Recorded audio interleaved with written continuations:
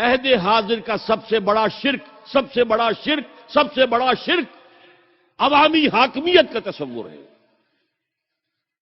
حاکم اللہ کے سوا کوئی نہیں، ان الحکم الا للہ.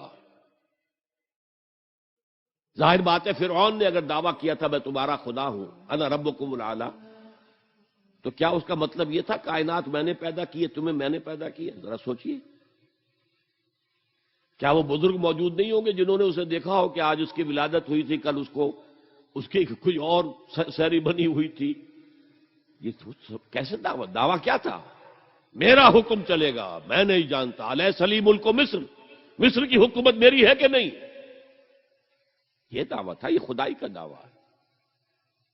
جب حضور کی حیات طیبہ کے بعد خلافت انفرادی سے اجتماعی ہو گئی،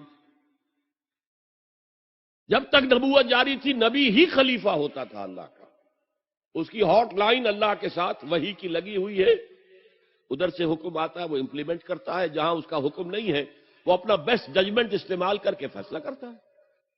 یہی ہے وائس جیرنسی، یہی ہے خلافت، ایسنس آف خلافت یہی ہے. اسی طرح انفرادی ملوکیت کی بجائے اجتماعی ملوکیت کا تصور جو ہے شیطان نے پٹی پڑھائی.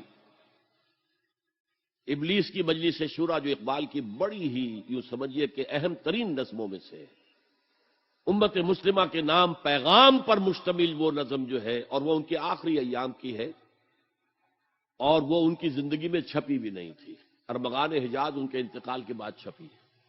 ابلیس نے مجلس شورا بلائی. ایک مجلس شورا کے جو رکن نے کہا کہ دیکھو جمہوریت کا دور آ گیا ہے، اب ہماری ابلیسیت کو تو بڑا خطرہ ہے، ابلیسی نظام تو ختم ہو جائے گا. جمہوریت توڑ دی بندوں نے آقاؤں کے خیموں کی تناب. یہ تو عوام نے جو ہے اپنے آقا بیرنز اور لارڈز اور بادشاہوں کے خیموں کی تنابیں توڑ دی، گرا دیے خیمے. یہ تو انقلاب آ رہا ہے. میرے آقا وہ جہاں زیر و زبر ہونے کو ہے، جس جہاں کا ہے فقط تیری سیاست پر مدار. ابلیس کیا کہتا ہے بڑے ٹھنڈے انداز میں؟ ہم نے خود شاہی کو پہنایا ہے جمہوری لباس، جب ذرا آدم ہوا ہے خود شناس و خود نگر.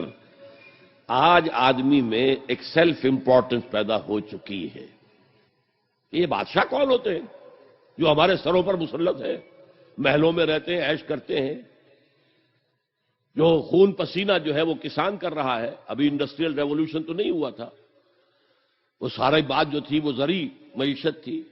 خون پسینہ وہ کرتا ہے، فصل میں سے لائنز شیئر آ کر بیرن اور لارڈ وہ لے گیا، اور اس میں سے ایک حصہ اس نے بادشاہ کو پہنچایا، ایک اپنے پاس رکھا. ظالمانہ نظام ہے. تو ہم نے دیکھا کہ انسانوں میں کچھ شعور پیدا ہو گیا، خود شعوری. تو ہم نے ملوکیت کو ڈھال دیا نئے سانچے میں.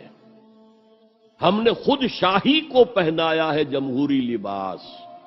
وہ گندگی جو فرعون کے سر پر ٹنوں کے حساب سے رکھی ہوئی تھی، ہم نے کہا تولا تولا سب میں تقسیم کر دو، ایک ایک ووٹ سب کے ہاتھ میں دے دو اور کہہ دو تم حاکم ہو. ہم نے خود شاہی کو پہنایا ہے جمہوری لباس، جب ذرا آدم ہوا ہے خود شناس و خود نگر. تو نے کیا دیکھا نہیں مغرب کا جمہوری نظام؟